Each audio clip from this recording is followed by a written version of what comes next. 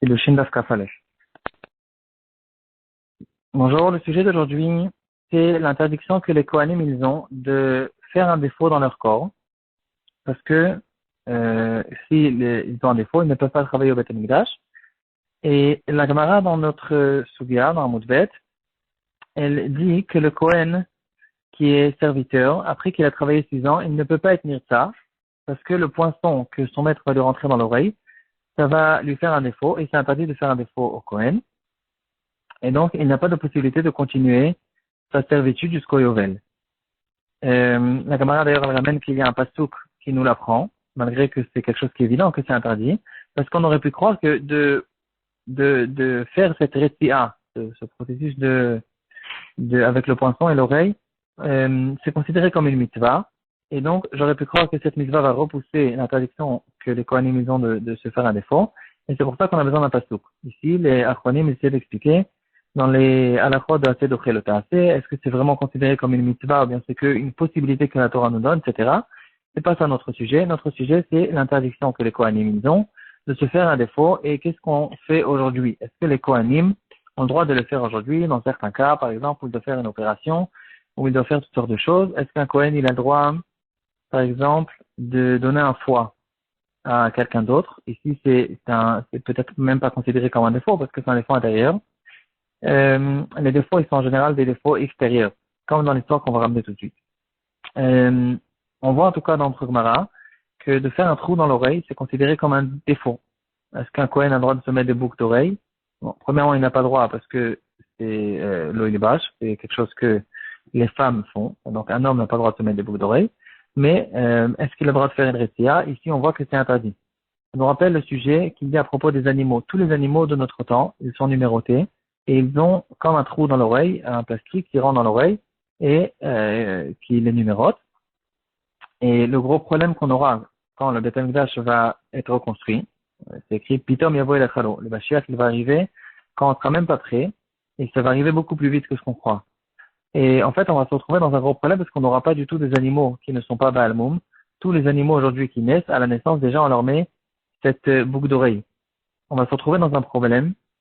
Et c'est à cause de ça que il y a un groupe de Gdolei Hador, de Rabbanim, qui ont signé il y a quelques années.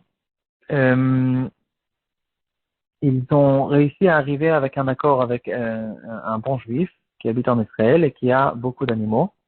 Et ils lui ont demandé pour le Korban Pessah que tous les animaux qui naissent dans l'année, qu'ils fassent cette boucle d'oreille qu'après que Pessah arrive. Comme ça, quand Pessah si Pessah, le Beth Amikdash sera reconstruit juste avant Pessah, on a le temps, on a la possibilité de prendre chez lui des animaux pour faire le Korban Pessah. Et donc il y a des gens en fait qui payent pour s'inscrire chez cette personne pour faire des groupes de Korban Pessah en fonction du nombre d'animaux qu'ils ont. En revenant à notre question sur le Kohen, on peut reconnaître, on peut entendre que au courant des générations, il y a eu beaucoup de Kohanim qui avaient besoin de faire certaines réparations médicales et ils refusaient de le faire à cause de ce problème. Il y avait des Kohanim qui devaient se faire arracher une dent parce qu'ils avaient un problème dans la dent et ils ne voulaient pas le faire parce qu'ils avaient peur que c'était considéré comme un défaut, etc. Il y a 150 ans, il y a eu un Kohen qui, son fils, un de ses enfants, un de ses garçons, est né avec un défaut, il avait 6 doigts. Est-ce que c'est considéré comme un défaut? Alors ici, c'est écrit dans la Gemara, dans ma Masechet Prorot d'Afemhe, que c'est pas considéré comme un défaut. Si le doigt il a l'air normal, il sort pas d'un endroit, en fait, il est aligné avec les autres doigts. Si tout a l'air, c'est pas normal parce qu'il a 6 doigts, mais si c'est pas si c'est un doigt qui a l'air, qui est aligné, qui a l'air normal, comme un 6e doigt, il est caché pour travailler au Beth Amikdash. La question était que son père, bien sûr, il voulait lui faire sortir ce 6e doigt et le laisser avec une main normale. Faire une opération pour le faire. Un jour est arrivé dans son village, dans sa ville, un médecin qui prétendait dire qu'il avait une grande compétence de faire sortir ce genre de choses et il lui a dit, regarde, moi je peux faire une opération à ton fils et lui faire sortir son 6e doigt pour toujours, refermer la peau, etc., pour qu'il ait une main normale. Le père qui était un bon juif, il avait peur justement que il y a ici ce problème, que son fils, il devienne Baal Moum. Maintenant, il a un défaut. Maintenant qu'il a six doigts, il n'a pas de défaut. Mais s'il va maintenant lui faire sortir son sixième doigt, ce sera maintenant considéré comme un défaut et son fils ne pourra pas travailler au Beth Amikdash. Cette question a été envoyée à un des grands décisionnaires de toutes les générations, le Shoel Umeshiv. Et le Shoel Umeshiv, il dit qu'en vérité, il n'y a pas, on n'a pas vraiment de source. On n'est pas obligé de dire que c'est sûr que c'est interdit à un Kohen de se faire Baal Moum. C'est peut-être en tant que comportement, c'est pas bien, mais c'est pas sûr de dire que de notre temps il y a cette interdiction. Comment il prouve? Il prouve de notre Sugia que dans notre Sugia on voit qu'il y a besoin d'un pasouk spécial qui nous apprend que c'est interdit de poinçonner en fait le serviteur. Et donc on voit que s'il n'y avait pas ce pasouk, on aurait permis.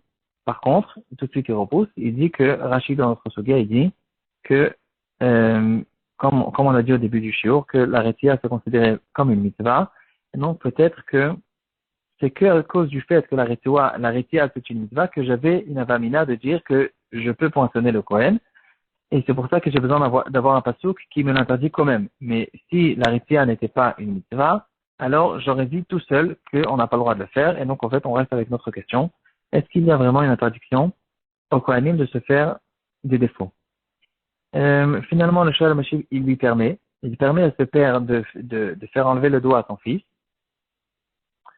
Il dit que puisque de notre temps on n'a pas le Beth Amikdash et les Kohanim donc ne peuvent pas travailler au Beth Amikdash, il n'y a pas de notre temps l'interdiction de faire un défaut au Kohanim, du moment que pour l'instant, dans la situation dans laquelle on est, on n'a pas encore le Beth Amikdash, et c'est que quand il va être reconstruit, s'il va être reconstruit du temps de ce fils, il va se retrouver dans un problème. Et pour l'instant, il n'y a pas encore cette interdiction, parce que c'est une interdiction qui est là pour ne pas que le Kohen, qui est déjà Kohen et qui déjà il a maintenant une possibilité de travailler dans le Beth Amikdash,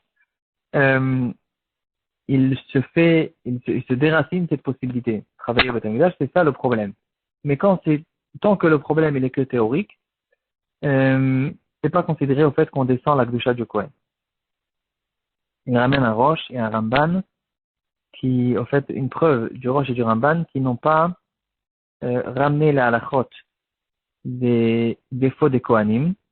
Donc, on dirait que c'est quelque chose qui n'existe pas de notre temps. Comme on connaît tous la différence qu'il y a, par exemple, entre le Rambam et le Shulchan Aruch.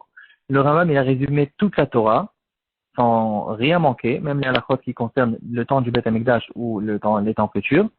Et le Shulchan Aruch, il ramène que la halachot qu'il y a de notre temps. Et donc, si les Rishonim qui ont résumé que la halachot qui existe de notre temps, comme le Roche, le Ramban et le Shulchan Aruch, eux, ils n'ont pas ramené cette halakha. On dirait qu'ils permettent de le faire de notre temps, et c'est une interdiction qui concerne le fait que le moment du Beth Amikdash. Et quand même, comme on a vu, il y avait des Kohanim au courant des générations qui étaient mahmir sur eux-mêmes et qui ont fait attention de se garder sans avoir de défaut.